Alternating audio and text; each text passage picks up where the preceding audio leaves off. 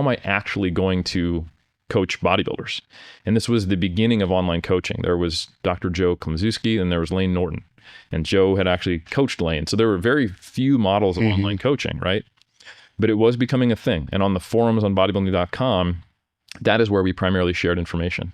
So myself and Alberto Núñez, we both had these pretty popular blogs, essentially, and occasional pictures getting uploaded. You know, this is 2007, 8, 9.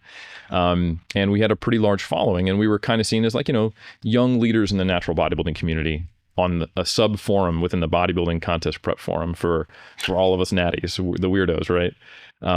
And that was going really well. We were also getting reasonably well known in the local area. Alberto and I competed in our first bodybuilding season together in 2007, and we did a bunch of powerlifting meets in 2008. This was right around the time when raw powerlifting was starting to become a thing. So I was competing in the APA, the American Powerlifting Association, run by Scott, you know, out in kind of the West Coast, and Chip Conrad, and right in the like kind of the greater Sacramento area. So we noticed just how poor the information was in that area. So we were thinking about how do we do something with this? And in the last year of my bachelor's, I had I want to say it was a sports marketing or a sports economics class. And the senior project or the capstone project for that class was write a business plan for something in the arena of sports and fitness. So I wrote the business plan for 3D Muscle Journey. Oh, really? Yeah. And I got like cards made up, and backstage after my 2009 season, I had built some good rapport with Brad Loomis and Jeff Alberts, who eventually would become, along with Alberto Núñez, the 4 partners who formed 3D Muscle Journey in late 2009. And our goal initially, the model we had, which speaks to the time, we wanted to kind of create an online magazine-ish type of thing. Apparently those are just called websites now. Yeah. For the natural community. And it started with Jeff. He had been away from the sport for 3 years, kind of semi-retired, and decided he wanted to come back. And he came back with a focus on the process and the journey. So Jeff is, I want to say, 13 or 14 years older than me. Same with Brad. Berto and I are the same age. So we're in our early 40s. They're in their mid 50s. And at the time, we were in our mid 20s and they were in their late 30s. So the perspective they have, I now have. You know, that's what I was going to ask. When they're saying journey, they have that, but at 21 years old, did you really have that perspective? I saw the value in it, but I think I was still in the process of trying to ingrain it. Because I remember saying to my wife in the car during maybe after my first season or before my first season competing in bodybuilding, and I realized as soon as it came out of my mouth, I'm like, oh, that's not good. But I said, you know, I don't know if I would keep lifting if I didn't think I could become Mr. Natural Olympia or win the WNBF Worlds. And Barb looked at me like, really? And I was like, oh, that's not good. Because that's not the only reason I started. I loved lifting. Mm-hmm. You know, like I often think if it was, you know, apocalypse and there's only 10 people on the planet left, I'd be like, well, okay, I need to secure the gym, and then I need to secure my food and water, you know, like I'd still be training. And it's for me at the deepest level. But there was definitely a sense of I want to be part of this community. I want to be acknowledged. And I'm also a competitive person. And the ironic thing is I just wasn't that good at powerlifting or bodybuilding, at least initially. And I think the fact that I met Jeff and that he modeled, hey, you know what, I was competing to win. It was very unfulfilling. The sport spit me up and chewed me out. And I came back at 38, focused on the journey, and I won 2 pro cards, you know, at 38. That was like, it was eye-opening to me. And the other experience I had was in my very first show. I competed in a very small show. Shout out to the INBA Silver and Black Muscle Classic. It's supposedly sponsored by the Raiders. No Raiders were seen at that show. It's at a high school, but it was your typical like mom and pop mid 2000s small natural bodybuilding show. Probably very similar to a small NPC show that you would have in a small town, right? Everybody knows each other. And it was a really cool experience, a lot of camaraderie. And I won the novice tall class. And then I immediately jumped into the open and I placed last. And that was a good experience because I was like, okay, there's levels to this. And then I saw the stage pictures and my posing was terrible. My color was way off. I was over oiled. So I looked yellow and shiny and not much else could be seen. And I was just so frustrated with my presentation. I'm like, I invested a lot of time and energy, thought, passion, emotion, and stress into this. And that was the outcome.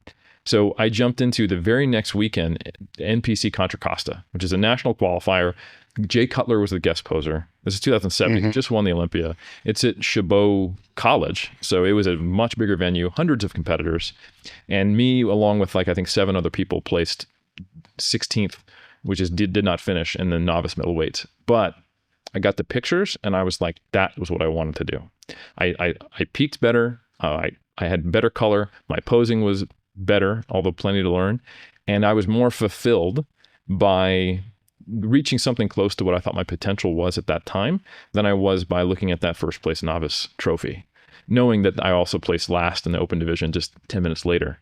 And I was like, okay, so it's not just about the objective, that's a hilarious thing to say related to bodybuilding, the placing. It's not just about the squat number I put up or the bench or the deadlift, but it is about that journey. And that was in 2007. So when I met Jeff in 2009 for my next season, and I'm trying to get some of these proto thoughts going in through my mind, and in 2009, I was still hell-bent on trying to win. And I got into my first couple overalls. I placed second to an overall winner. I had a really good run, almost at getting my pro card in 2009. And Jeff was one of the people who won 2 of the shows I was in. He won the Washington State, and he also won the NGA California. And I was in the overall with him and got to meet him backstage, and he interviewed me for his website called 3D Muscle Journey, which was about his blog of coming back to the sport for the quote unquote right reasons, or at least more functional reasons. And he had the natural movement. And I said, hey man, I think this could really be something. We can come together and we can subsidize all our efforts of, interviewing these natural athletes, sharing better information, bringing some science to the forefront as well. That's going to be like my role. And sharing some of these more modern practices and more holistic perspective on the sport with the California community. So we were thinking California, and we were thinking coaching as a side gig just to subsidize the fact that we're going to drive out to all these shows and powerlifting meets, interview people. I mean, this was an era where we would get in trouble for taking pictures at the venue because they were worried about it, cutting into the profits of the show photographer. And you think about that now, it's like, oh, that's free social media exposure. So it was a couple generations back, and we had to negotiate with people and make sure we weren't trying to horn in their business. And I remember we made $400 our first year, and we were like, yeah, that covered most of our costs. That was cool. And then a couple years later, I would have never predicted that it would have become my sole and primary income that enabled me to move overseas and pursue my PhD. But that is where it got to. But in 2009, I was thinking, okay, how do we get this information out there? Well, we need a website, and we need to leverage our bodybuilding forums, vlogs that are very popular, or blogs, and kind of let people know, oh, by the way, I've got this blog article on this website. Now you follow me on the forums. So the pathway was the forums to the website. And then a couple years after that, it became, now we're going to repost our blogs on Facebook, and we're going to post our competitions and our stuff on there. So that was the medium at the time. And YouTube was just kind of getting on our radar. And I think we started doing Q&As and some of the kind of raw, what people would describe as the Sam Sulek style, but it was just kind of the way people did YouTube in the 2010, 11. Were you doing it for YouTube, or were you doing it to be able to have the embedded video to put on your blog? Well, exactly, right? So YouTube was a place we could record videos and put them, and we had a channel, but then we didn't think that people would be going to YouTube to look for bodybuilding videos. We realized that maybe a year later, because this is 2010, 11. Yeah. But it was, okay, let's get this video, and then we can put that on our blog. So it was all very website based. And then how do we get that information out to people was Facebook and the forums. So that was the medium at the time. And then we were doing in-person seminars, and going to shows and coaching in person. I mean, the number of times I had stained dark hands from slapping Dream Tan onto people was, every weekend from April to November. Now, at this time when you were starting out and doing the powerlifting and bodybuilding, did you have a decent grasp on periodization, that this was intentional, or was it you just love both things and you were just going to do the powerlifting in the off season, the bodybuilding, but not really understanding that you're basically running an annual plan? I think it started as something that fit really well together, but I remember from the start, I thought that there were certain gaps in knowledge in the two communities that could be served by one another. I remember our first 3DMJ seminar, I asked the people who attended, and it was a bodybuilding seminar focused on that. I said, hey, so talk to me about what constitutes like a good leg day. And they were all variations on, I feel like I get hit by a truck. I can't walk out of the gym without stumbling. I'm sore for a week. And not a single one of them said anything about beating the logbook, better performance, getting another rep, doing another, same number of reps, but 5 pounds heavier or something like that. And at the same time as well, the narrative in powerlifting was, I remember this one relatively famous podcast, everyone basically needs to go up 2 weight classes from where they're at. Yeah. I'm like, whoa. And we were talking about this before we started recording. The face of powerlifting in the mid 2000s is right at the end of the peak of the West Side era. It was enhanced multiply super heavyweights. So you were doing something wrong just simply being in the 198s, like I was, right? And it was like, well, you're 6 foot. You clearly should be, in the 220s at least. Yeah. And you're in your 20s. That's all right. You need to get up there. Not thinking, okay, I'm not necessarily built the same way as the people who are amazing at powerlifting. I am drug free. I've been bulking and bodybuilding, and we have assessed nothing about my performance. In my absolute totals going up, but no one really paid attention to Wilks or anything like that. It's because the super heavyweight mindset, if I gain weight and I put on 5 pounds on my total, then it's a win, right? But, I remember going up to the 220s and actually paying attention to my coefficient and going, I am technically less competitive now, so it was an interesting time. And because from the start, I was interested in strength and size, I don't identify as purely a bodybuilder or purely a powerlifter or even a strength athlete. I identify, right now I'm in a phase where I'm heavily focused on bodybuilding, but I see myself as like a physical culturist, and I didn't learn that term till later, but I identified as a powerlifter and a bodybuilder or a strength athlete. And I also thought they married up really well. So when we started doing these seminars with bodybuilders, it was this revolution where they learned about progressive overload, which I think was something really important to the natural community, because some of the advice that we were seemingly getting from the enhanced community was, it almost seemed like, listen, the nutrition and the thing we're not going to talk about is going to do the work. And you just kind of make sure the muscles are getting stimulated. You just train really hard, and everything's going to work out. But the powerlifters, I'm like, they're not on too dissimilar things outside of the weight room, but they're making this great progress. It's objective. They have benchmarks. They have targets. They're talking about periodization, which spoke to the intellectual in me. I loved it. So I was learning a ton about periodization. I was really interested in all the different models and the training programs. I was experimenting with Chico. I was experimenting with something I called Westside, which, probably wasn't, the kind of like the raw lifting version, the big but boring. And I remember for my test teach that got me hired at my first teaching job at Bryan University, or Bryan College at the time. It was an associate's degree program for personal trainers. I taught my test presentation was how you can have a beneficial outcome by combining hypertrophy and strength training in a phasic way for both strength and hypertrophy. And I had the rationale, I had citations, I did a good job. And this was also right around the time when Lane Norton came out with the fat training, the power hypertrophy adaptive training that he promoted, because he was also someone who started in bodybuilding and got into powerlifting and found out that was a better fit for him. So in this era, I noticed there were several things that bodybuilders were doing that was holding them back. They didn't actually understand, what are the KPIs? Okay, progressive overload is pretty important. You need to have an appropriate rate of weight gain. You need to have an appropriate off-season body weight. And maybe if we put you in a weight class restricted sport in the off-season, and you're not just getting huge and just focusing on your body all the time, and you're not going to make the kind of gains that you can visibly see because you're natural, you're just going to get depressed and fat. It was the kind of the model we would see. And then you get to the point where you're so fat, you hate it, and then you crash diet again for the next season, and then you burn out in 3 or 4 years. So we would go, okay, your stage weight is, let's say you're 165 pounds. Why don't we compete in the 181s and maybe get up into the 198s, but we're not going to fill that class out in the off season. We have these nice objective caps. We're not doing exclusively squat, bench, deadlift periodization, but those are kind of our benchmarks. And we got some singles in there as well, but we're doing a lot of fives and kind of quote power building training. And then a lot of your accessories is bodybuilding work. You've got a community to be a part of. You've got training goals. You've got objectives. And I think that was so contrary to what was being taught in the bodybuilding community at the time, and we were also succeeding with it, that we probably went a little too far on it, and we kind of had to course correct. Once the bodybuilding community became a little more on board with the idea of progressive overload, then they asked questions like, well, why can't I apply that to an RDL? Like, why do I need to pull from the floor? Why am I doing triples? Couldn't I just get my 6 to 8 RM up on this movement?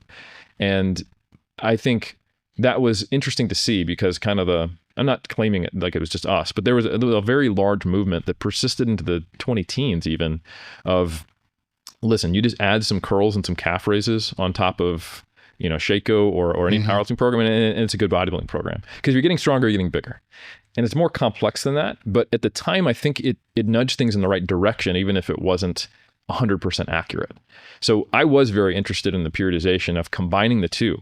And I've been doing that since the very start with myself. And we had a lot of quote unquote power builders as athletes since the very start of 3DMJ. What was some of the pushback during that time? You're going to get hurt. Your waist's going to get too big.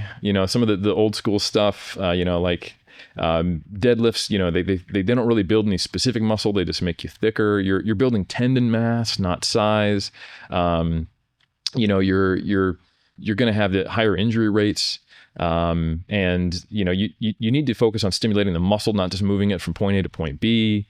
All pretty easily refutable points.